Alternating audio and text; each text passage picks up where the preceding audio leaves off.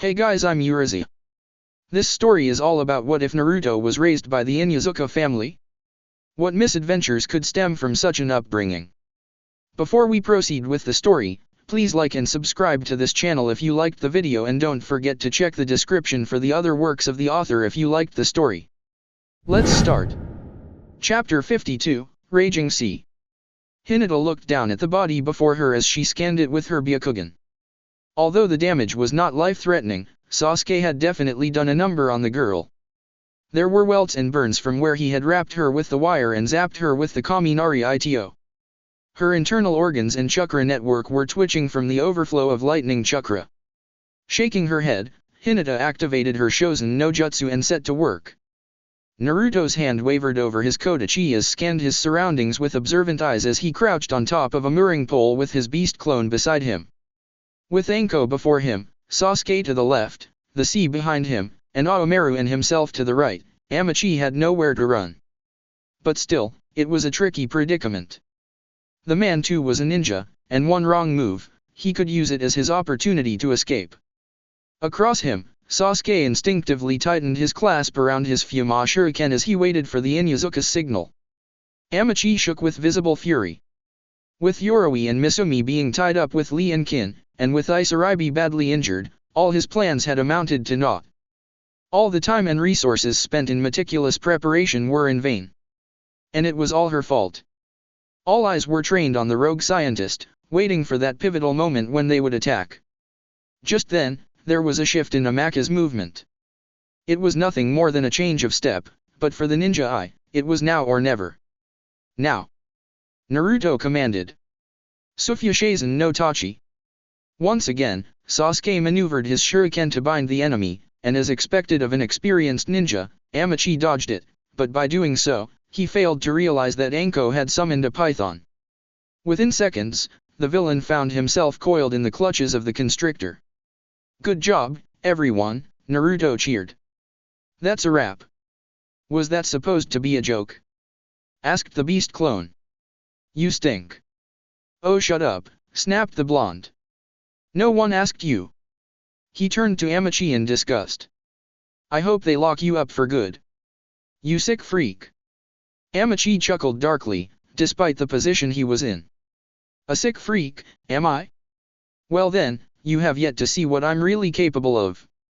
As he spoke, his skin changed to a greenish tint, and fins sprouted out of the top and sides of his head. Anko could barely contain her repulsion. You actually used yourself for an experiment. A magnificent piece of work, isn't it? Cackled Amachi. This is final layout for Project Kaima, the ultimate underwater warrior. He puffed up his throat in a manner similar to the toad summons and spat out a violent jet of water, the surge knocking both Naruto and Orochimaru into the sea. Hinata's heart kicked up a notch when she saw the Inuzuka duo plunge into the water.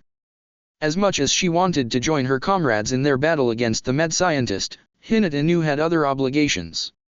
After all, a good medic never left his charge unattended. Naruto! Screamed Anko. She lunged towards Amachi with a pair of vipers in hand. You're going to pay for this, Teme. However, Anko's move had proven to be a very big mistake on her part. Ruled by her emotions and blinded by her zeal, she had fallen for Amachi's trap, hook, line, and sinker. It wasn't long before she too was thrown into the sea by Amachi's water blast. Sasuke flipped through the hand signs. He's too dangerous to be left alive. I'm ending this right now. Chidori. But just as the Uchiha was about to drive his fist into Amachi, the Roguenin managed to free himself from the python binding him, and leapt into the air. Sasuke plunged the Chidori into the python, dispelling it. As Amachi landed, he took it as his chance, and kicked the raven clear into the ocean. You Konoha pests have meddled for the last time, hissed the mutant. May you rot beneath the waves. Kuchi Yase no Jutsu. As he uttered those words, the sea began to churn, and a massive creature made purely of seawater emerged, engulfing Sasuke, Anko, and the Inuzuka duo in its liquid body. Everyone! Cried Hinata, scrambling to her feet. Pale eyes blazed with righteous fury as they glared at the twisted man controlling the beast holding the Konohanin captive. Let them go. I've considered it, Amachi replied. And the answer is no. Release my companions, demanded the Hyuga, shifting into her Gyuken stance. Or what? Amachi taunted. You'll hit me with your fancy pants taijutsu? Bring it on, princess. Bristling with anger, Hinata charged towards Amachi and threw out several strikes at him, only to have the renegade ninja dodge and parry each strike. Meanwhile inside the Umebozu, Anko, Sasuke, and the Inuzuka duo were literally fighting for their lives. However, all their efforts were futile as these had no effect on the sea boss whatsoever, and the extra movement simply sped up the depletion of their air supply. Give it up, princess, Amachi sneered. You won't be able to touch me like that, just as your pals won't be able to escape the Umebozu by thrashing around like that. Well, we won't know unless we try, huffed the Hyuga, thrusting another palm towards the creep. And I'm going to keep trying. Amachi slammed a fist into Hinata's stomach, knocking the wind out of her. You're brave and feisty. And you can put up a fight. Maybe when this is over, I'll let you live. You'd make an excellent Kaima warrior, much better than that, said Isaribi. Just then a gush of water shot out from behind Hinata and struck Amachi. As they looked for the source, both Hinata and Amachi were in for a surprise. Isaribi! Hinata gasped. So you've decided to join their side, Amachi hissed menacingly. You filthy, double-dealing slut. Hinata's eyes narrowed dangerously. She was about to take a step towards the villain, when a scaly arm blocked her path. No, said Isaribi. You go free your friends. This fight is mine. Would you really betray your master? Amachi growled. Have you forgotten all that I have done for you? If you mean turning me into a freak, leaving me at the mercy of bigots, and rewarding me with blows each day, then no, I haven't forgotten. In fact, I actually want to return the favor. The fish girl charged towards the traitorous man and began trading blows with him. However, despite her bravery and newfound pride, Isaribi was still no match for Amachi. A powerful strike sent her reeling. Approaching the downed girl, Amachi slowly clapped his hands. I commend your efforts, Isaribi, but you forget that I am a ninja, as opposed to you a civilian-born peasant. I made you, and I can break you. Activating his Shosen no Jutsu, he aimed for the girl's heart, but was thrown back by a chakra shield, courtesy of Hinata. This has gone far enough, shouted the Hyuga, her Byakugan flaring. Haka Sunjunisho. You are now in my field of divination. 2 strikes. Amachi managed to block the potentially lethal thrusts. 4 strikes. Amachi got hit once. 8 strikes. Hinata managed to shut down 3 more of the madman's tenketsu. 16 strikes. An additional 12 tenketsu were disabled. 32 strikes. This time, Hinata managed to land all of her hits. However, despite being hit by the Gyuken and having part of his tenketsu shut down, Amachi was still standing. But what was the most hair-raising part of that scene was the fact that he was smiling. I'm impressed, little Hyuga, he leered. Initially, I thought you were the weakest, but I seem to have underestimated you. You actually managed to outlast the pathetic fools that are your companions. Unfortunately, even that won't save you from me. Hoden Suru.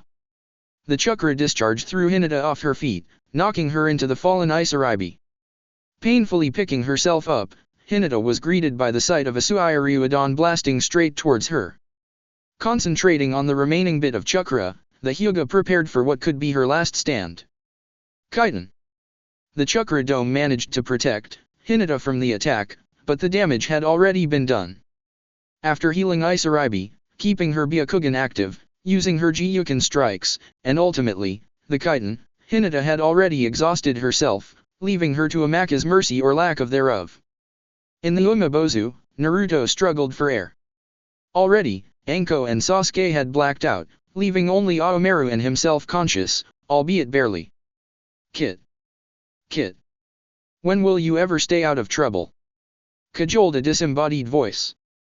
The next thing Naruto knew, he was once again standing before the sealed cage within his mind.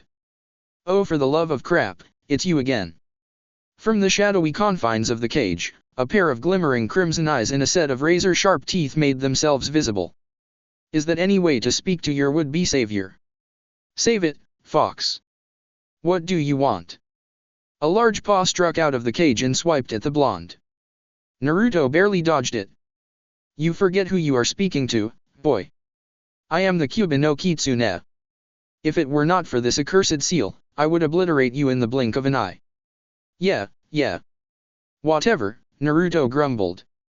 Why don't you just cut to the chase? Insolent brat, growled the fox. You need to reach out and draw my chakra. It's the only way to defeat the Umebozu.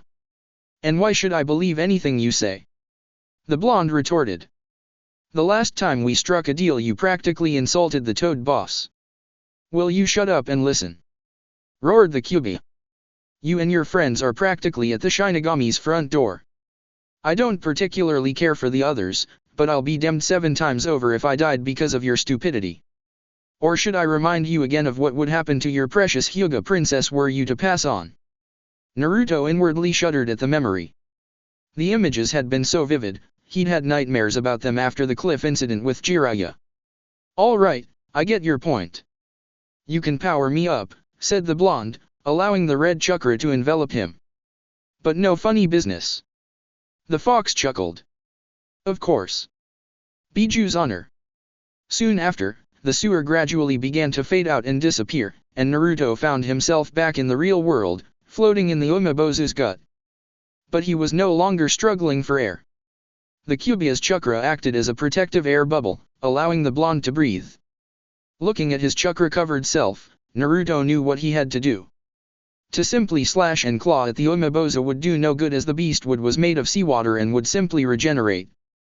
To defeat it, he had to completely vaporize the monster. Naruto carefully scrutinized the situation. In his current state, he could do nothing as he only had one tail of power. But theoretically, if he used the Kyuubi-enhanced form of the Garuga, maybe it was worth a shot. It was better than nothing. He had to do it now. Scrambling his way towards the barely conscious Aomaru, Naruto let the Kyuubi's chakra swamp over the puppy as well. The end result was a more feral-looking, slightly larger Aomaru. Jinjuken Behenge, Sutaro. There was a flare of chakra, and in Naruto and Aomaru's place was large two-headed fox-wolf dog with an otherworldly aura surrounding it. Now it was time for the coup de grace. Garuga. The two-headed dog spun at an incomprehensible velocity, unleashing waves of chakra. The energy released was converted to heat, and it was that very heat that evaporated the Umebozu. With the monster gone, there was nothing holding Sasuke and Anko, and the two Konohinen plummeted to the ground, only to be caught by the two-headed dog. Carefully setting his comrades down, the fox-wolf dog thing then charged towards Amachi. Swiping at the mad scientist with his tail, the fox-wolf dog thing launched him into the air before connecting him with another Garuga, the impact killing the madman. With the enemy dead, the battle was over, and Naruto and Aomaru reverted back to their original forms as the red chakra receded back into the blonde. It's finally over, gasped the blonde Inuzuka. Exhaustion took over and he and his partner both collapsed into the sea. Hinata stumbled towards the fallen Inuzuka duo. Naruto. Aomaru. She prepared to go after them, but was once again stopped by Isaribi. You've already done enough, said the fish girl. Now it's my turn. She dove in and immediately spotted the sinking duo. Grabbing hold of them, she tried to swim back to shore with Naruto and Aomaru, but the task proved to be too cumbersome. But just as all seemed lost, a length of sturdy rope was thrown into their direction. Need a hand? Isaribi turned to see a slightly battered Kin and Lee standing beside Hinata. Not far from them, sat a catatonic Misumi and Yoroi, bound back to back. 2 days after the fight with Amachi and his goons, Team Naruto was once again ready to resume their mission. With the Kaima issue resolved, the cargo ship was able to reach its destination with nary a problem. Tsunade looked at the girl before her with a scrutinizing eye. And who is this? This is Isaribi, Naruto explained. She's one of the Sea Country locals who helped us exterminate the Kaima as mentioned in the mission report. And she's here, why? Asked the grumpy Hokage. Little by little, Naruto retold the accounts of Isaribi's predicament, from her experiences with Orochimaru and Amachi, to her abuse from her fellow villagers, to her quest to regain her normalcy. When he finished, Tsunade simply sat there at her desk, contemplating. "I see," she said quietly. "Very well. Shizune and I will take a look at her sometime later. You're dismissed. Now, Shu." As Naruto and Aomaru stepped out with Isaribi, the girl could not help but ask him in a whisper aside, "Is she always this testy?" "Nah." The blonde replied with a nostalgic grin. "On Monday mornings, she's about 5 times as crotchety." Chapter 53, Betrayal. There was a knock on the door, followed by Shizune timidly poking her head in. "Shishao," she called. "Sasuke Uchiha is here to see you." Tsunade looked up from the piles of paperwork, some of which had been folded into an origami zoo. She sighed tiredly. "Send him in." The door swung open, and the Uchiha heir was hurriedly ushered into the Hokage's office. Serious amber eyes gazed into sullen onyx ones.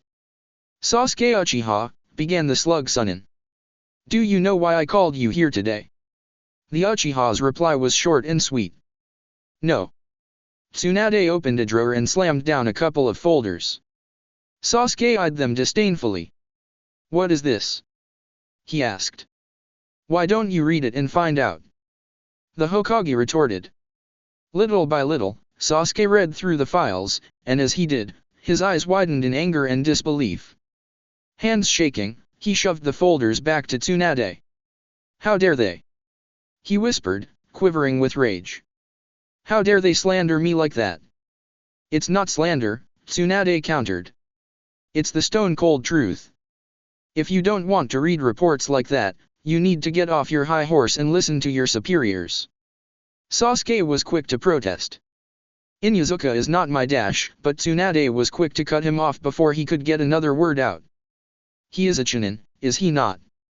Sasuke sullenly nodded. "And you're still a genin, aren't you?" Burning with humiliation, Sasuke nodded again. "So doesn't that make Naruto Inuzuka your superior?" "No. An Inuzuka, any Inuzuka could never be superior to an Uchiha no matter what the rank." Tsunade raised an eyebrow. "And why is that?" "Because they are weak." Sasuke all but shouted. "Without those over-glorified fleabags that they call Ninken, they wouldn't even last 5 seconds out in the field." There was a loud slam as Tsunade's palm met her desk. "You'd better watch that tone of yours, Uchiha. I'm not as lenient as the Sandaime was, so help me." She then sat back down, rubbing her temples. "I suppose now is as good a time as ever to discuss your punishment." Sasuke paled. Punishment?" "You read the reports," Tsunade snapped. "After all those shenanigans you pulled, were you expecting some sort of accolade? Granted, you found the source of the problem, but you failed to realize that the target, being a former apprentice of Orochimaru, would be a very formidable opponent. You should thank your lucky stars that no one from the team was seriously hurt or killed. They came back in one piece, didn't they?" Sasuke reasoned. "That's beside the point." Tsunade shouted. "You have to understand that power isn't everything. The best ninja are usually the ones who tend to the well-being of their comrades." "But I need to get stronger," insisted the Uchiha survivor. "Itachi Uchiha must pay for his sins. The blood of my clansmen cries for justice." Tsunade sighed again, her shoulders slumping. "I am aware of that, but you have to realize that the quest for power only leads to blood and pain. I believe Orochimaru proved to be a fine example. With great power comes great responsibility. Now going back to your punishment dash." Sasuke attempted one last stand. "Lady Hokage, you wouldn't." "I have no choice," Tsunade said with finality. "Sasuke Uchiha, you are hereby sentenced to a month's worth of deranks." End of discussion. Dismissed. Sasuke Uchiha was not just angry. He was downright furious. That old hag of a Hokage actually had the gall to sentence him to a month's worth of deranks. With all that time spent doing menial chores that the villagers were too lazy to do themselves, there was no way that he would able to hone his skills properly. With him under lockdown, Itachi continued to run about, free as a bird, doing whatever he pleased. "Bad day, huh?" called a voice from the shadows.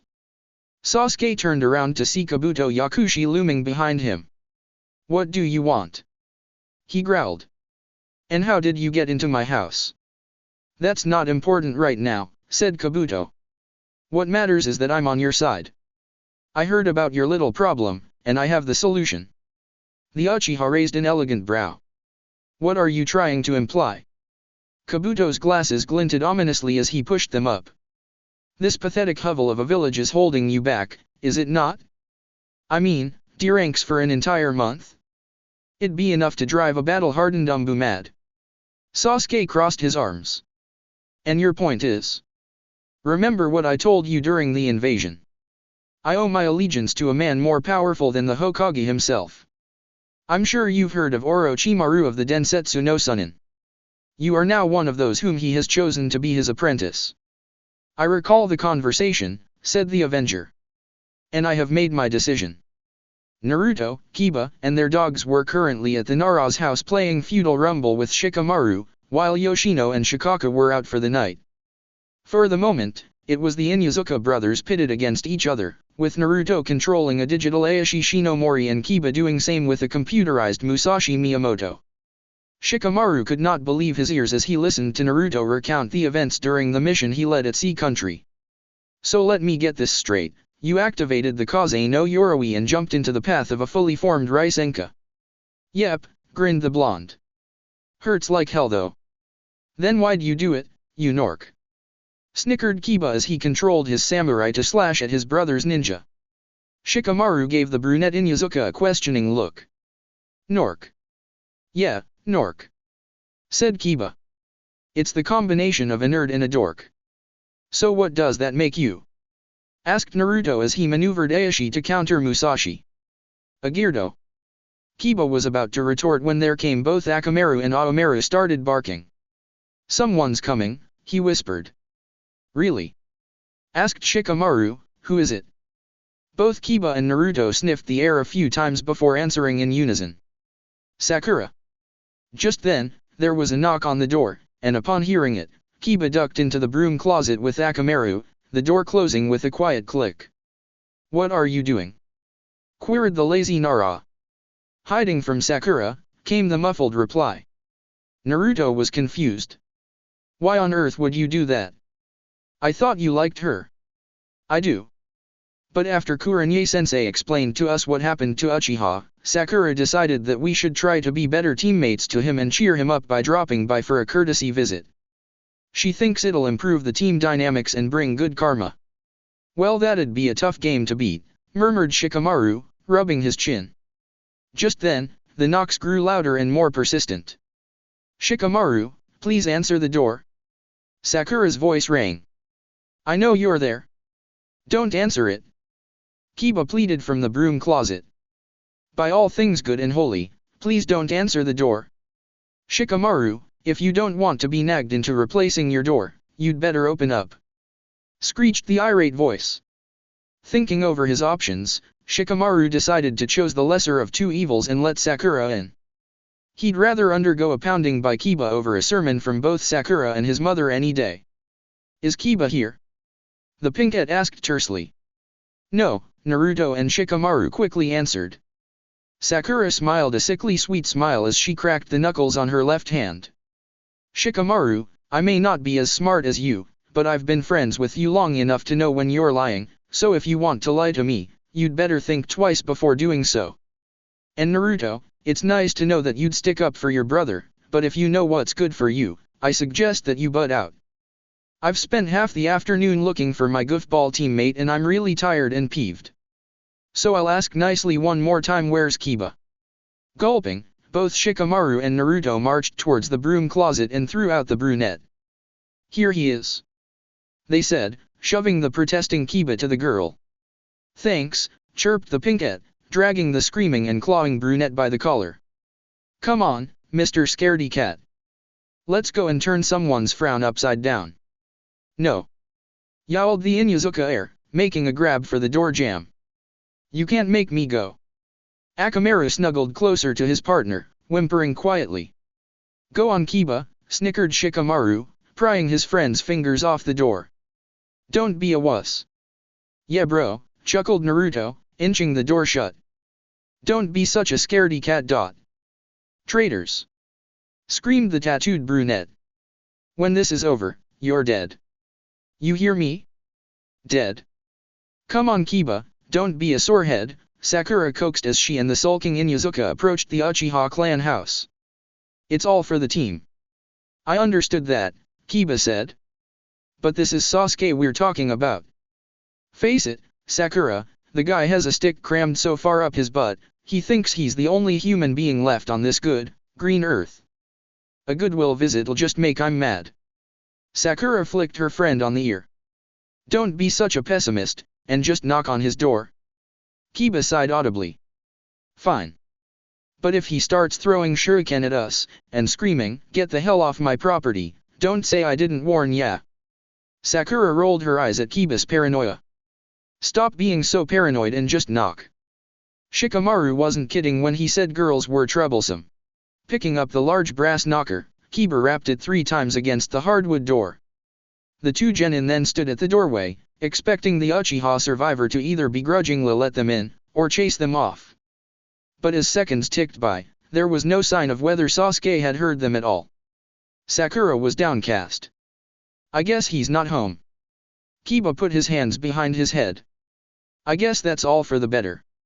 Had the jerk answered, he would have chased us off by now. Come on, let's go home. He walked a few ways away, only to find that Sakura had not moved from her spot. The girl simply stood there, apparently deep in thought. Sakura, aren't you coming? That's it. The pinkette suddenly exclaimed. What's it? Asked Kiba, confused. You're a tracker, aren't you? Sakura pointed out exuberantly. Yeah, so dash? Oh no.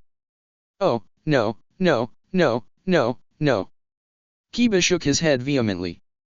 There is no way on earth that you'll ever convince me to track Sasuke. Please. Sakura wheedled. Sakura, you're a very good friend of mine, but no can do, Kiba stated in a matter-of-fact voice. I'll go on a date with you. Sakura offered teasingly. The Pinked's words immediately lifted Kiba's spirits. Okay. Yep. He's here, Kiba said in a hushed whisper. But there's company. About 4 or 5 of them, by the looks of it. Friend or foe? Sakura asked. But before Kiba could reply, a completely foreign voice spoke up from the darkness. Do you sense that? Someone's nearby. Yeah, I feel it too, piped in another voice. Show yourself. Crap. Kiba hissed. They found us. Sakura was scared out of her wits. What do we do? Kiba's hand flew onto the Shiraga's handle. These guys look strong, you call for help, I'll hold them off. Are you crazy? Sakura shrieked. That's suicide. You can't take all of them by yourself. If you're going to fight, I'm going to stay and fight as well. I can't let you do that, Kiba hissed. It's too dangerous. Well, that's a chance I'll have to take, Sakura retorted. No one ever said that a ninja's life was all sunshine and lollipops. Last call for whoever's out there, called the foreign voice. Show yourself, and it'll be quick and painless. At this, Kiba, Akamaru, and Sakura emerged from the bushes. Is that a challenge? Asked the Inuzuka heir. Would you look at that? Sneered a 6-armed figure. A couple of baby genin and a puppy think they can play with the big boys. Ahem. Coughed a feminine tone. 6 Arms was quick to correct himself. And girls? Where's Sasuke? Asked Sakura, balling her fists. None oh yeah %# business. Snarled the female voice. Where's our teammate? Sakura pressed on. Where's Sasuke Uchiha? So you're looking for Sasuke Uchiha, eh? Chuckled a figure with 2 heads. Jirobo. He called. Show them their precious Uchiha. Sir. A large, hefty figure came lumbering out of the shadows, and slung on his arm, illuminated by the moonlight, was an unconscious Sasuke Uchiha. Oh. Sweet. Senju. Kiba managed to whisper, whereas Sakura choked a gasp at the sight of her teammate. "There, you've seen him," said the foul-mouthed girl. "Now beat it, before we beat you." "Is that so?" Kiba growled, unsheathing the Shiraga and reaching for a soldier pill. "I'm not usually one for wailing on girls, but with you, I might just make an exception." Sakura added in her 2 cents as well. "We're not leaving until you let our teammate go. Persistent little buggers, aren't you?" scoffed the girl, pulling out a flute. "If that's the tune you want to play, so be it." "Teiwa, stop acting tough!" shouted the hulking mass that was known as Jirobo. "We don't have time for this." "Shut up, lard butt!" Teiwa shot back. "If you monkey humpers want to go back with that Uchiha twerp, fine by me. I'm going to mess around with these pansies for a bit." Jirobo opened his mouth to retort, but was stopped by Two Head. "Leave her be, Jirobo. Teiwa can take care of herself. We have more important matters at hand." Kidomaru, ready the barrel. The 6-armed boy, now known as Kidomaru, complied and wheeled in a large barrel, in which Jirobo promptly dumped the body of the prone Uchiha. "Sasuke!" Kiba and Sakura called out in unison. Akamaru gave a low growl. "Careful with the boy, you oaf!" Two Head barked. "Lord Orochimaru will have our heads should anything happen to his precious Uchiha. Now let's move." "Yes sir." Hefting the barrel containing the precious cargo, both Jirobo and Kidomaru followed their two-headed leader and disappeared into the night. "Sasuke!" cried the 2 genin. Shaking the lead out of their feet, they made to chase after the absconded Uchiha, but as they did so, Teiwa played a short trill on her flute, and Kiba, Sakura, and Akamaru suddenly found themselves unable to move. "And where the F do you think you're going?" she growled. "I thought you wanted to play a bit." Pursing her lips, Teiwa played a few more notes on her flute, and 3 creatures bearing the resemblance to bandaged ogres materialized out of nowhere. "Shit," Kiba swore. "We're going to get mashed, and we can't do squat about it." "Not if I can help it," Sakura declared. Putting her hands in ram sign, she shouted, "Kai!" At the command, the 2 genin and Akamaru managed to regain movement and evade the spiked club swinging towards them. "No fucking way!" Teiwa screeched. "How did you dash?" "No, it was a genjutsu," Sakura quipped with a smirk. "That, I would say, is a secret." "You shit," Teiwa howled. "Take this." She sounded several bars on her flute, and the ogres began to move once more. One took a vicious swing towards Kiba, only to have the Inuzuka counter-attack. But instead of dispelling itself like a bunshin or a summon, the creature stayed intact and continued its assault on Kiba. "Akamaru!" Kiba tossed a soldier pill towards the puppy's direction. "Catch!" Woof! The puppy leapt into the air and caught the pill. Upon swallowing it, it fur turned into the red shade that gave the dog his name. Juujin Bunshin no Jutsu. Akamaru vanished in a cloud of smoke and reappeared as a clone of Kiba. With the jutsu in place, both Kiba and Akamaru dove in to fight. Shikyu Senpyu. Oakamiatsu. Strike after strike, the ogres were thrown back, and with Teiwa repeatedly playing the notes to keep on par with Kiba and Akamaru, Sakura saw this as her opportunity to throw in her share. Magan, Bakufu no Arashi no Hana. Trans, Demonic Illusion, Flower Storm Explosion. At the command, there was a great gale filled with flower petals of various colors, filling everyone with a sense of awe and eerie calm. But as suddenly as it appeared, the illusion was dispelled, revealing exploding tags set about the place. "Katsu!" Sakura yelled. The tags went off with a loud bang, and the playing stopped. But Sakura was not done yet. Flipping through another set of hand seals, she cried, "Suten, Kiragaku no Jutsu." The concealing mist set in, obscuring Teiwa's vision. With the enemy on pause, Kiba took it as his chance to renew his attack. "Let's go, Akamaru." Kyakudo no Gatsuaga. The twin drills nailed Teiwa repeatedly, tossing her around like a rag doll. When it was over, the girl sported numerous injuries, but was still standing. "You can't kill me that easily, douchebags," Teiwa growled. "Here's a requiem from me to you."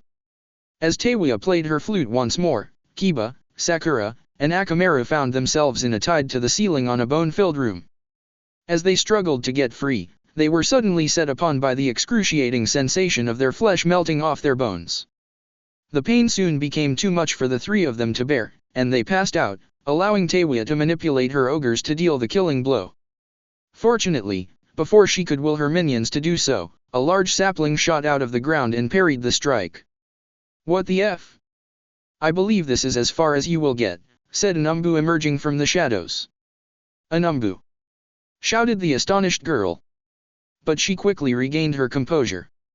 "No matter, my Doki will make quick work of you."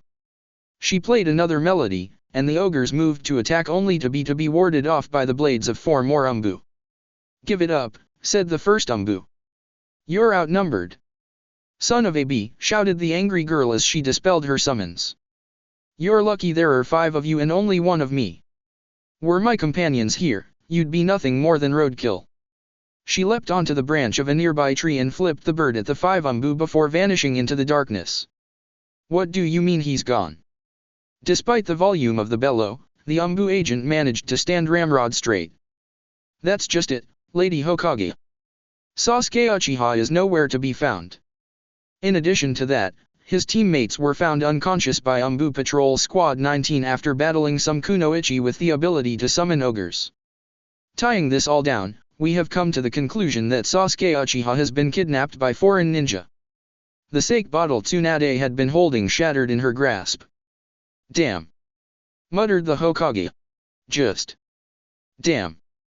Chapter 54, The Search Begins. A medium-sized dog circled around a forest clearing, his nose on the ground, when he struck gold. Immediately, he sat down and began howling. Not long after, a brown-haired girl sporting twin red fang tattoos and a chinin vest, and 2 other dogs came bursting through the foliage. "Good work, boy." She beamed, scratching the first dog around the ears. "Hey guys." She called out to some unseen people. "We just got a lead." Moments later, 3 young men, each one also clad in a chinin vest, entered the clearing, albeit from different directions. "About time," grumbled a spiky-haired fellow. "I was beginning to think the Hokage sent us on a wild goose chase." "Sweet Senjo, you're such a winner," chastised his companion, a young chap with a bandana. "Isn't there a mission you wouldn't gripe about?" Spiky shot Bandana a cheeky grin. "Nope." Bandana nearly made an anime fall. "Dear God, I don't think even science could ever explain how I put up with you." Spiky's grin only got wider as he pulled Bandana into a headlock. "That's because we're tighter than bark on a tree, best friend." "Yeah, that's true," Bandana said. "But as my best friend, could you do me a favor and get the hell off me?" "Izumo. Katetsu. Stop messing around, and get into the program," snapped the girl. "Yes'm. What VE we got so far?" asked the last member, a ponytailed blonde, with a fringe of hair obscuring one eye. The girl looked at the first dog in question, and he replied in a series of yips. "Uchiha's trail ends here," she announced, pointing to a patch of dirt. "But where it ends, a different one begins. It's just as what the reports say. Sasuke Uchiha was kidnapped by enemy ninja." "So why send us?" asked the spiky-haired Chunin identified as Katetsu. "Why didn't Lady Tsunade simply dispatch a team of jonin? If I recall correctly, Kakashi Hatake's tracking dogs are just about as good as your family's."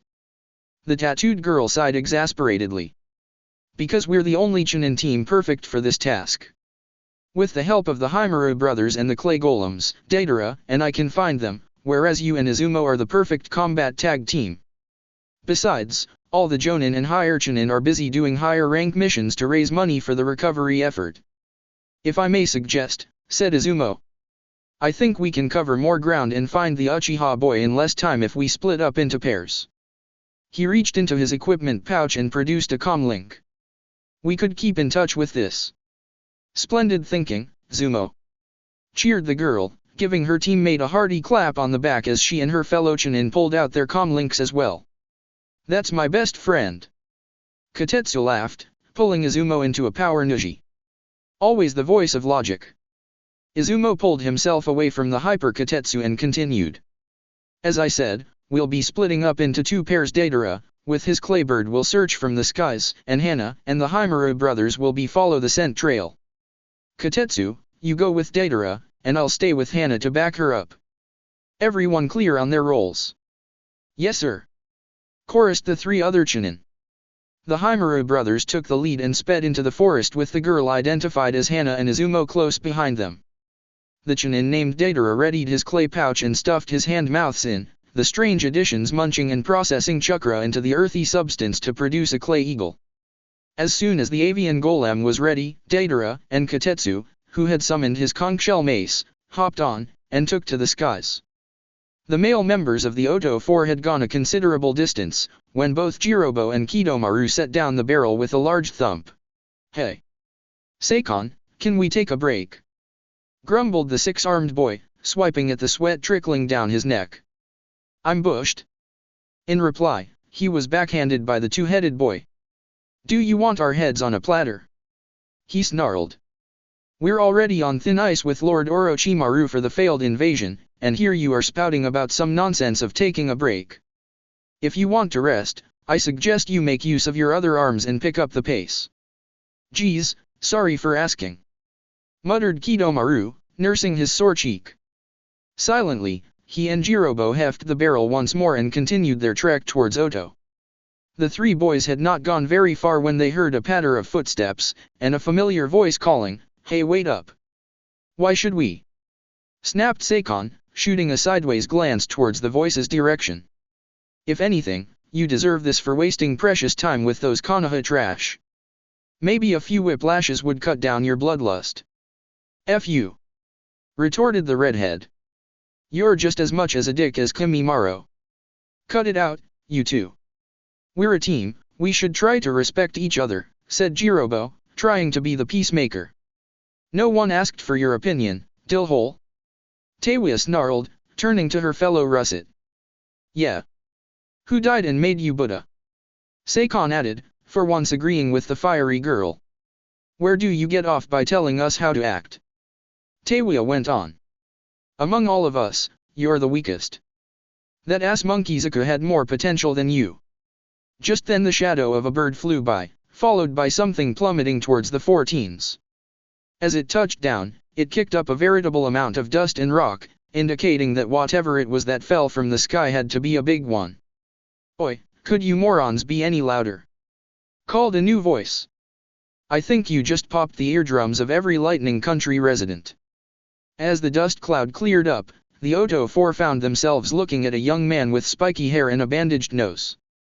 He was dressed in the standard Chunin uniform, but what really took the cake was the seemingly cumbersome conch shell mace he wielded and the Konoha symbol etched onto the plate of his forehead protector. Shit, Seikon swore. Konohanin. Don't worry, said Kidomaru. I'll handle this. Gumonin Keen. He spat out some liquid and quickly shaped it into spikes before launching it towards the mace wielder. But before it could make contact with its quarry, a swarm of peculiar bugs intercepted the missiles and went out with a bang. A large bird flew into view and perched atop it was another Konoha in a pony-tailed blonde. Need a hand, Un? He asked, cheekily waving his maternal bloodline at his comrade. How in the world? Asked the spidery boy, stunned beyond his wits. Nothing has ever successfully intercepted my Gumonin Keen. Now there's something that does, Un, said the blonde Chunin. So quit your whining and deal with it. You have picked the wrong day to be smart-mouth, Jirobo growled. Because I really hate your kind. Doton, Doryudango. The large boy scraped out a dumpling-shaped boulder and hurled it towards the airborne Chunin. Batter up, cried out the bandaged Chunin. He swung his mace and crushed the boulder into tiny fragments, thus saving his teammate in return. He rubbed his thumb across his nose. Looks like that's a home run. You okay there, Goldilocks? First of all, never call me that again. The name's Deidara. And second, yeah, I'm fine. Thanks for the save, although next time, before you run, it's best if you learn to crawl and walk first, warned the blonde. I recognize these punks from the invasion, Un, they aren't lightweights, Un. They actually put up a good fight against the 3rd Anbu bodyguards. The other Chunin tightened his grip against his mace as he stood his ground against the quartet. Just peachy. So how the heck do we fend off these bozos? I have an idea, said Deidara, cracking his knuckles. But it'll take a bit of time. How good are you at Kagebunshin combos? I'm no Hayate, but I can make a stand. Fair enough, said the blonde. Go for it. I'm on it. Kagebunshin no Jutsu. A pair of battle-ready clones appeared in a cloud of smoke. As the spiky-haired Chunin and his clones took on the Otto 4, Deidara began to channel chakra towards his hand-mouths as he reformed his eagle. By the time he was done, the Exiwanin was now sitting atop a dragon, made entirely of clay. Katetsu. He called out to the mace wielder. Dispel your clones and hop on. The addressed ninja looked at Deidara as if the blonde had lost it. Are you crazy? Katetsu retorted as he and his clones were pushed into defensive mode. If you haven't noticed, I'm being clobbered here. Deidara steered the dragon towards his battered friend and pulled him up the onto golem. You're safe now. Dispel the clones, Koetitsu gave him a mock salute. Aye, sir. Immediately, the clones disappeared. And now for the coup de grace. Deidara announced. Tamago no Ryu. Dragon's eggs. The dragon swooped down and released what seemed to be a cluster of eggs. Katetsu's hand flew to his forehead with a resounding slap. Eggs? That was your big plan. What are you trying to do? Kill M with cholesterol. Deidara's visible eye gave a slight twitch. Katetsu, just shut up and watch, Upon touchdown, the eggs hatched to reveal smaller replicas of Deidara's dragon, and very soon, the ground was crawling with dozens of mini-dragons. As the diminutive dragons inched towards the Otto 4, Jirobo picked up a large rock and hurled it at one of the crawlers. The result was an earth-shaking explosion that took down the mini-dragon and a few of its neighbors. However, undaunted by the demise of their brethren, the other mini-dragons marched on, pushing the Otto 4 into a tight circle. Everyone back! Commanded Seikon. These are bombs we're dealing with. He pointed to Deidara. I recognize that blonde Chunin now. He's that pyro punk who got in the way during the invasion. Kidomaru cricked his neck, and squinted over at the blonde. So it is. I say it's time for a little payback. He took a step forward, ready to launch another set of spikes. I wouldn't do that if I were you, Deidara warned in a sing-song voice. You do that, and you might just end up killing us all, including your master's precious Uchiha. The Spider Boy glared daggers at Deidara but backed down nonetheless. The blonde was right, one wrong move, and they could all get nuked, the Uchiha included. And even in death, they would not be spared from Orochimaru's wrath. Stand back, butt munchers, said Teiwa, whipping out her flute. I'll take of this. She trilled off a sequence of notes, summoning her Doki ogres. Playing another melody, she willed the Doki to undo their bandage wraps, revealing fanged tentacle-like appendages that trailed into the ground. As each tentacle came in contact with the dragon bomb, the bomb was consequently siphoned of its chakra, and reverted into a pile of clay. Noting this, Deidara quickly moved the dragon out of range, but it was too late. One of the tentacles had coiled itself around the dragon and drained out its chakra.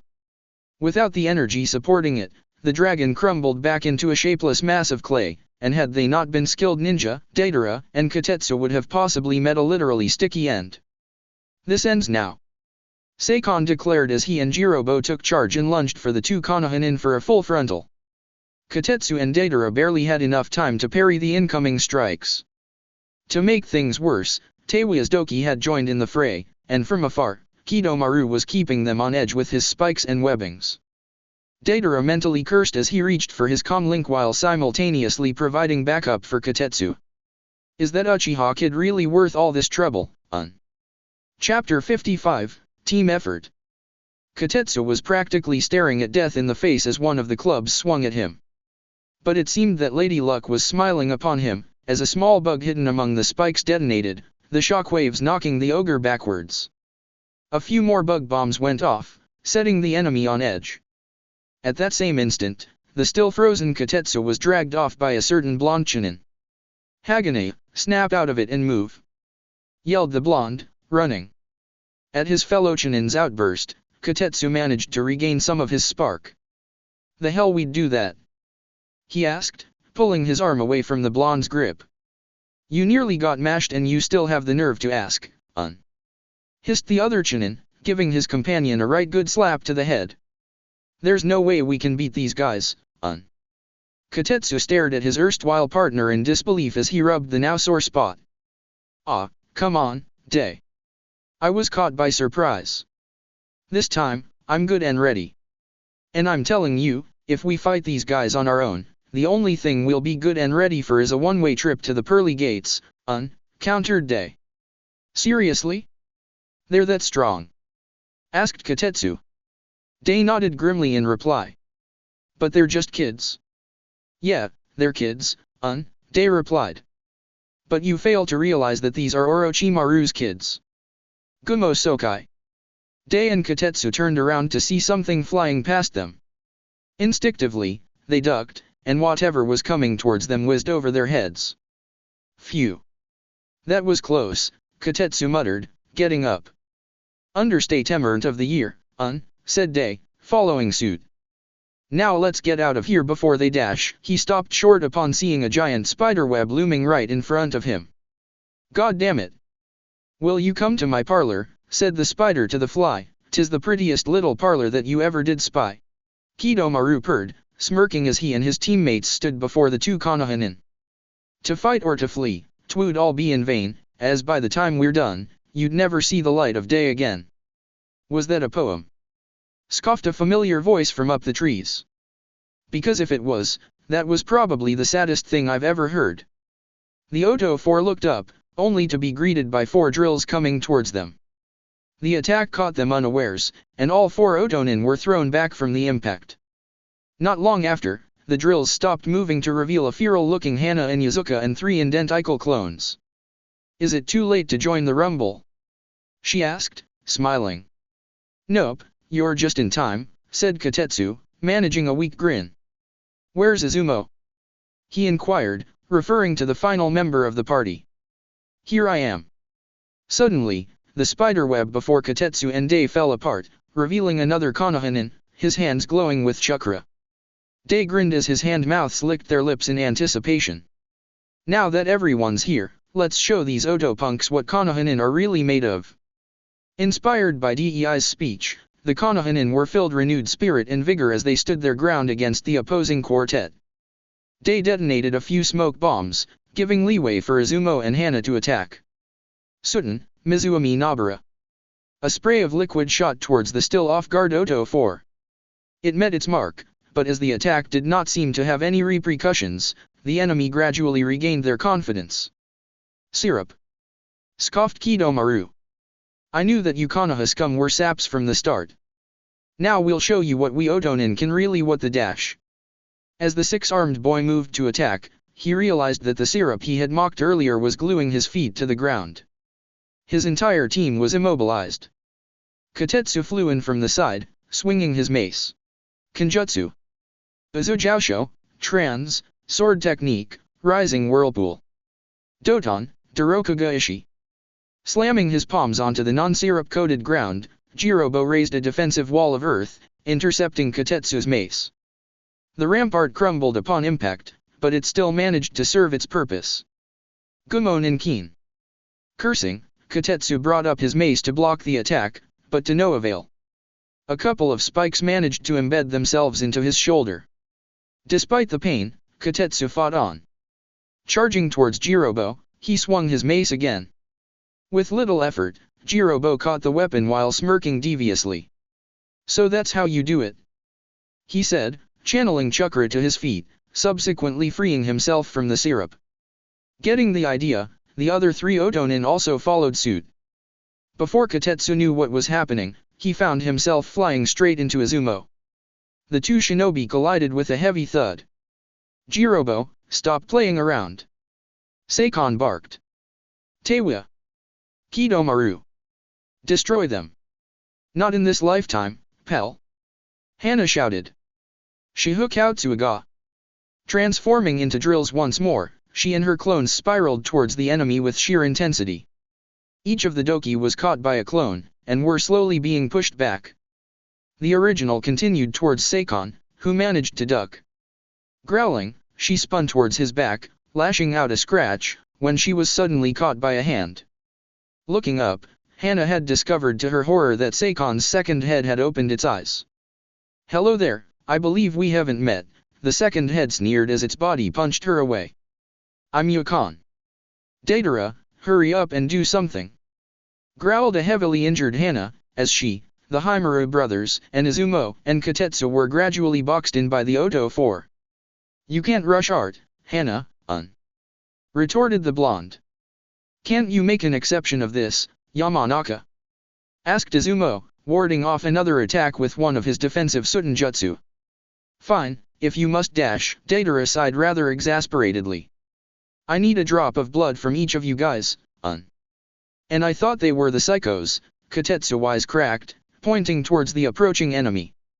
"Not now, Kotetsu," Izumo scolded, pulling him towards Deidara. Whipping out a kunai, Deidara quickly made 6 quick cuts on each of his teammates and had the hand-mouths lick up the blood from the wounds.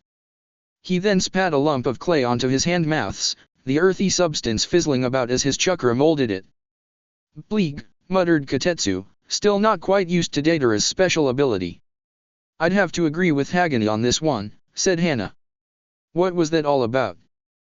"This is my magnum opus microscopic bombs attuned to our chakra signatures," Deidara explained as the hand-mouths molded the clay.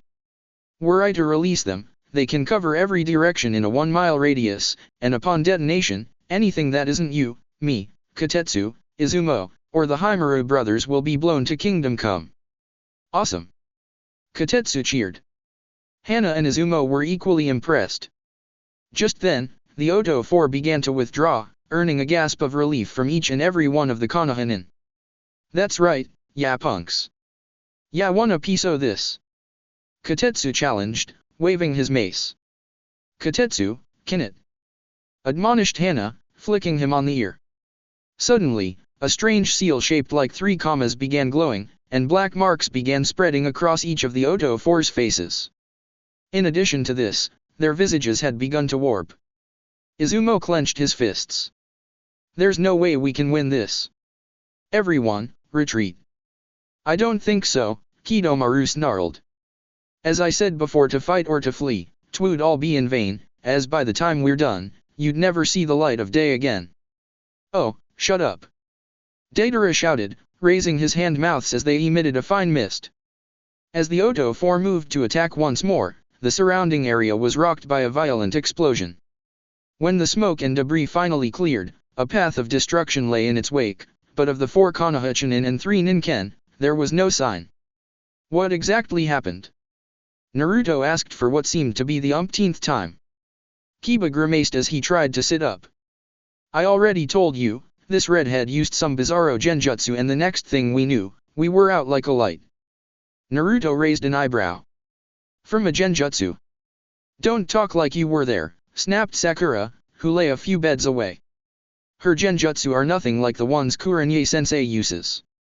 The one she used on us was just gruesome. Imagine the sensation of your flesh melting off bit by bit." She trailed off, shuddering. Naruto opened his mouth to retort, when there was a sudden patter of feet and the squeak of wheels. As a familiar scent wafted into the room, Naruto's eyes widened, and a dark fury washed over Kiba's expression. "No!"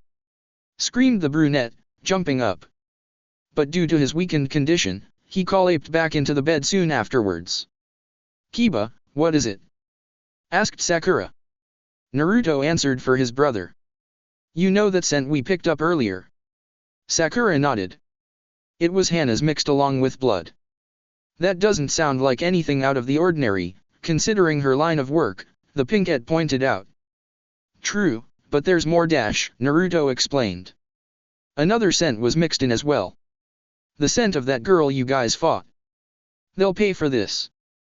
Kiba growled, clenching his fists. Naruto clasped his brother's hand, a determined sparkle in his eyes. "Don't worry, they will, and that's a promise." Tsunade scowled at the Chunin before her. "No way. Not a chance." Naruto's eyes turned to ice. "With all due respect, Lady Tsunade, I have to do this."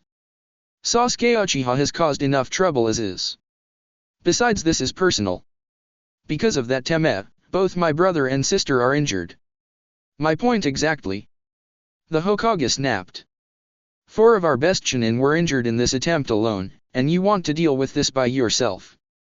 Of course not. Naruto shot back. I was requesting for the green light to allow me to accompany the next retrieval team. Naruto, while your track record has been rather exemplary, this mission is far beyond your capability, Tsunade reasoned. Even with their combined strength and experience, Team Kamizuki barely escaped the Otto 4 with their lives, and this team had the A-rank Deidara Yamanaka on it. Yeah, but at that time, they were fighting a veritable unknown, rebutted the spunky blonde. Kiba and Sakura have told me all about the character they fought, and Hana would be more than willing to share more details on the others. Plus, she would feel most comfortable in confiding to a family member rather than anyone else. Besides, he added slyly. Aside from a few exceptions, most of the Jonin are out doing higher-ranked missions to raise money for the recovery effort. Tsunade rubbed her temples and sighed. Fine. You win. But even with your advantage, one team isn't enough break through the Otto 4. Another team will be working with you. The next thing she knew, Tsunade was enveloped in a hug by a very grateful Naruto. Thanks, Granny. You're the best. So, who's the captain of the other team? At that exact same moment, another shinobi was just about to enter the Hokage's office to hand in the new academy roster, when Tsunade turned towards him. Shikamaru Nara, she addressed the newcomer.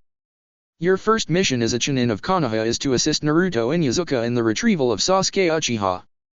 Shikamaru very nearly dropped the folders before giving both blondes a bug-eyed stare. Say what dash? You heard me, said the testy woman. The two of you have 30 minutes to select your team members. Now get. Chapter 56, The 8-Man Team. Naruto solemnly acknowledged the 7 other ninja gathered before him. Thank you all for coming. As you all know, Sasuke Uchiha has been kidnapped by Otonin and we have been assigned to bring him back. At the mention of the Uchiha's disappearance, hushed whispers rose from the crowd. Shikamaru raised his hand. Why are we doing this again? He grumbled. Because, Naruto explained, as much as a lot of us dislike Sasuke Uchiha, he is still a part of Konoha, and as Kakashi-sensei once said, those who disobey the rules are scum, but those who forsake their comrades are lower than scum. 2. The Sharingan is one of the most powerful bloodlines Konoha has in its arsenal. Sorry to interrupt, Ino cut in, but isn't your Jonin sensei also known as Sharingan Kakashi? Even with Sasuke gone, Hatake-san would be more than enough to fill the void. This time, Neji took charge. That is true, Ino. But we have to be realistic, as skilled as Hatake-san is, he isn't a blood Uchiha, nor will he live forever. When he dies, that's the end. Even if he had children, they won't have the Sharingan, thus ending its legacy in Konoha. But what about Itachi Uchiha? Chuji piped up.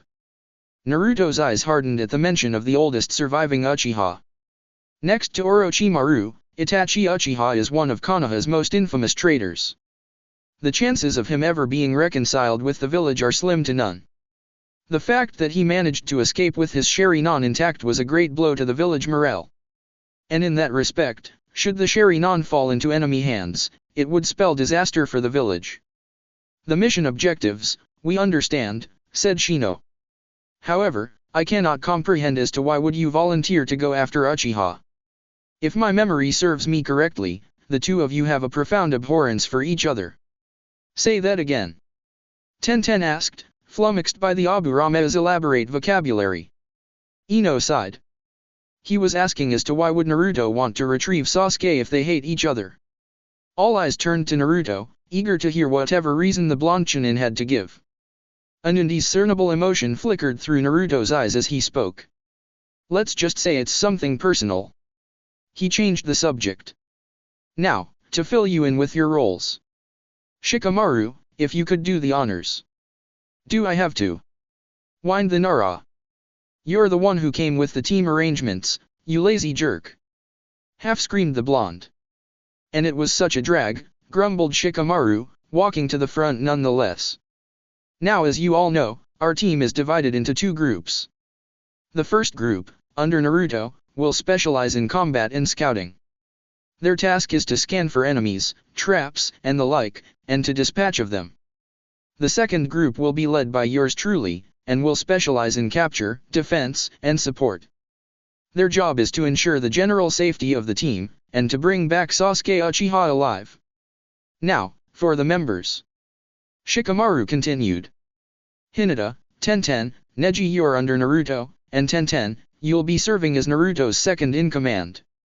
Ino, Shino, Chuji, you're under me, and Shino, you're my vice-captain. Now, just hold on there. Ino exclaimed. Why does Shino get to be vice-captain? I'm just as good a leader as he is. Shikamaru could feel a migraine coming up. I know that, Ino, but take it from me, we're in a very delicate situation here. I don't doubt your leadership skills one bit, but you tend to crack under pressure. We need someone who could keep a cool head, and that is why Shino is the perfect man for the job. Thank you, Shikamaru, said Naruto as soon as the other boy had finished the briefing. He turned to the rest of the team. Now, are there any other questions? The blonde was met with silence. Okay, I'll take that as a no. Now, let's get out there and bring that Uchiha home. All was still in the forest when a red puppy appeared from among the bushes. Erf. Erf. Woof. Good work, Aomaru. Cheered the puppy's Inuzuka partner as he and the team he led caught up. However, Naruto's high spirits did not last long. As the rest of retrieval team observed their surroundings, it was now evident as to how the preceding team had struggled against their foe. The charred remains of trees dotted the landscape, and craters littered the ground. Elsewhere, there were crushed boulders, the remains of giant spiderwebs, and the telltale marks of several tsugas. But the most dreadful indication of the battle was the lingering stench of blood. Shino's Kikai beetles buzzed agitatedly, and Chuji clapped a hand over his mouth. Sweet Senju, I think I'm gonna be sick. I'd rather that you didn't, said Naruto, his nose wrinkling at the thought of vomit. Too late, Chuji groaned, bolting for the bushes. Naruto turned to his fellow blonde. Ino, give Chuji a hand, will you? Why me? Wailed the hapless Yamanaka. While Ino aided the queasy Chuji, Naruto surreptitiously backed away from the smell, trying to plan the next step. So far, they had not encountered a single enemy yet, but it was only a matter of time, and they had to be prepared. Hinata, Neji, he called, alerting the Hyuga cousins. I want you check the perimeters and verify our location. The cousins complied and scanned the surrounding area. We're right on their trail, Neji announced, deactivating his Byakugan. But something seems to be off here. Shikamaru motioned for the other boy to continue. Please elaborate. Well, Neji replied, fiddling with his headband, there are way too many chakra signatures. I counted 6, including Uchiha's, but something's wrong with his chakra. Naruto's eyes narrowed. Wrong how? It's as if it's mutating or something, answered the Hyuga boy. If it's one thing I know, that's not a good sign. That has to be the cursed seal's doing. Naruto remarked, hurriedly walking towards the direction Aomaru and Neji had pointed out. Come on team, let's move. Wait. Hinata cried out. Before you continue, I have to warn you all that there are traps lying throughout the path. Traps. Naruto clenched his fists. Sasuke's abductors were definitely going through great lengths to disparage the rescue effort. Fortunately, due to Hana's information, Naruto was very much prepared for whatever the enemy could throw at him. A feral grimace graced his lips. Tenten, he said, addressing the weapon's user. You know what to do. On it, Chief, Tenten chirped, flashing him an energetic salute. Accompanied by the Hyugas, she leapt forth and began disabling the traps. Mayhap I too could be of assistance. Offered Shino, releasing a few of his bugs. Naruto smiled gratefully. Please, by all means. With the Kikai beetles helping, the traps were fully disarmed in record time, and the team set off to resume their search. Once again, the Otto 4 were taking another pit stop, and an irritated Seikon furiously paced back and forth as he shot his team a disapproving look. You idiots are wasting too much time. Percent, $, you, Taewya snarled, not even looking at him. Yeah, give us a break, agreed Kidomaru, as he lay sprawled on a patch of grass. You've been running us ragged all day. Taewya's right, you are just about as much as a dick as Kimimaro. Is that so? Asked a dark voice. The Otto 4 looked up to see the topic of their conversation glaring down at them from his arboreal perch.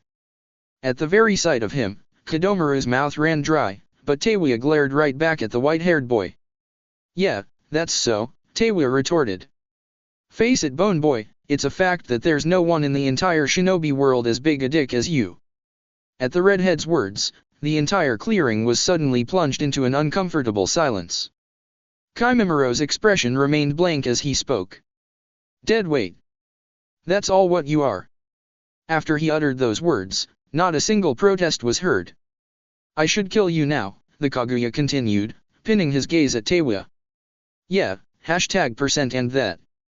As if you could, Taewya retorted in an unusually quiet tone. Dillhole, she added in a low mutter. Upon seeing Taewya cowed in such a manner, there was a vindicated glint in Jirobo's eyes. You're all pathetic, the white-haired boy stated. Not only are you late, but you are pursued as well. Even as we speak, Uchiha's retrieval team draws nearer. What? How? Kidomaru exclaimed, jumping to his feet. I could have sworn we sent those Konoha pansies running back home last time. This is a different team, Kimimaro stated in a manner as if he was discussing the weather. This time, there are 8 of them. If you lot cannot sense their chakra, then you are even more worthless than I presumed. 8. Jirobo sputtered. That's 2 against 1. Deal with it. Seikon hissed. We're Otto elites. A few more Konoha scum ain't got nothing against us. Grimly, he turned to Kimimaro. And what of Uchiha?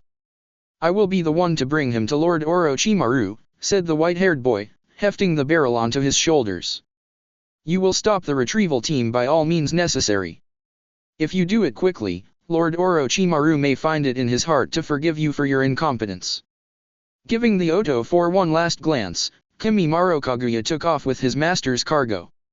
So, now what? Asked Kidomaru, looking at the direction where Kimimaro had disappeared to.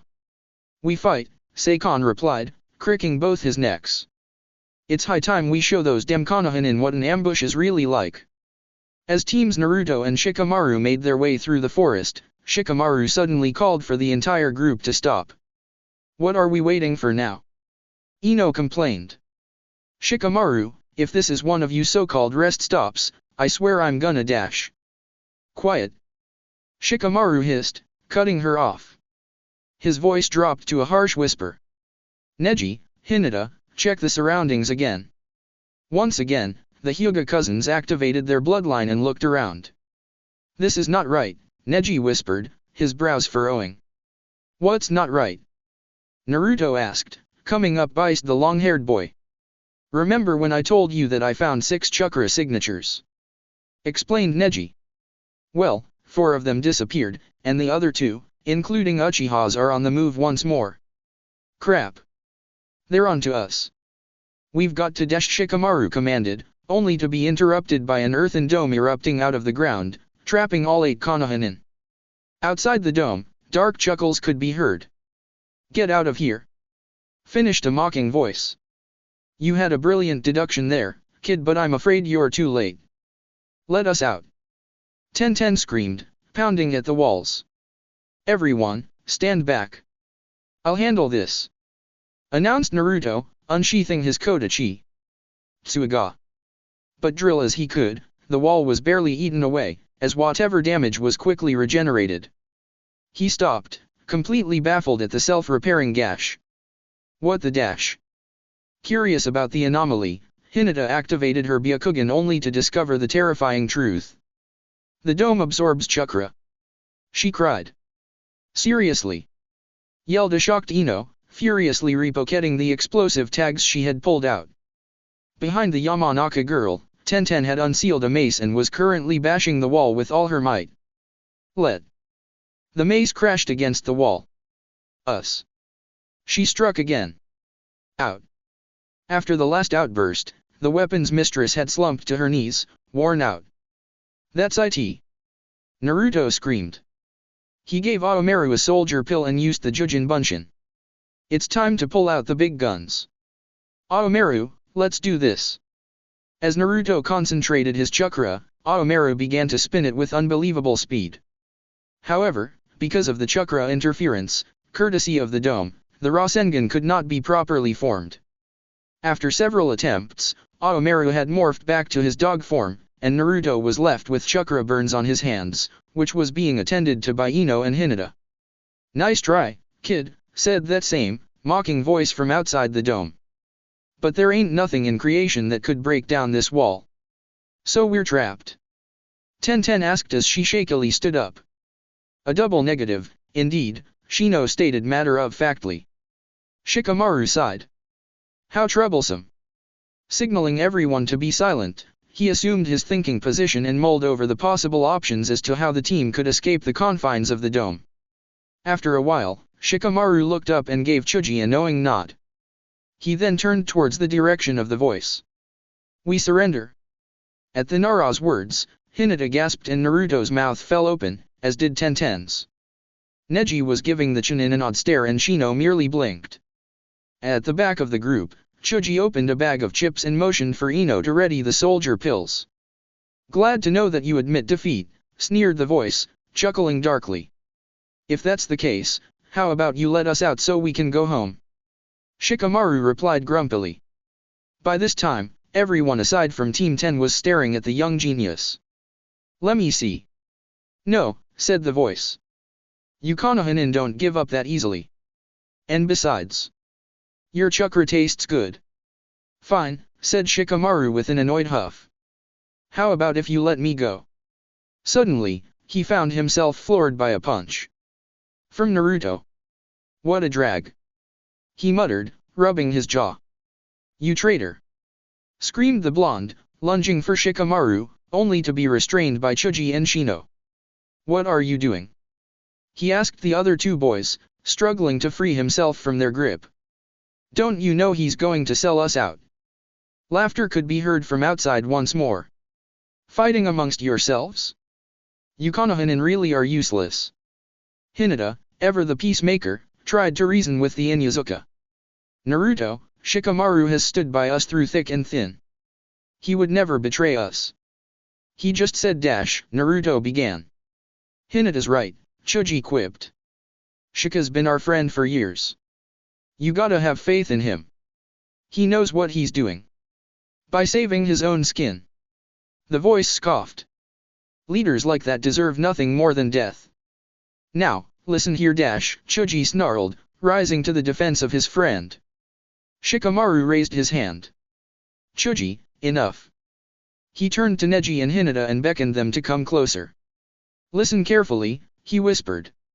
I know things don't look too good right now, but I know that even the most foolproof plans have a loophole, and that's why I want you both to flush out for this dome's weak point. With two pairs of Byakugan working side by side, the aforementioned weak spot was finally located at the side furthest from the source of the voice. There, the chakra holding up the dome was relatively thinner. Okay guys, huddle up, said Shikamaru. We'll need perfect teamwork for this to work, so everyone has to mesh, is that clear? Everyone nodded. Now, the Nara continued, pointing to the spot the Hyuga cousins had deemed as weak. Naruto, I want you to attack the wall with Itsuiga once more. Shino, I want you to use your Kikai beetles to interfere with the chakra flow in that particular area. The insects restraining Naruto relented and set to their newest task, and Chuji released the blonde as well. As Naruto attacked the wall repeatedly, great gashes appeared where the Tsuiga made impact. However, unlike the blonde's previous attempts, this side of the dome clearly healed at a relatively slower pace than the other side. And with Shino's Kikai beetles in the mix, the wall's regeneration gradually slowed down. After a while, Shikamaru called for Naruto to stop. The Tsuiga only hits for moments at a time, explained the pineapple-haired boy.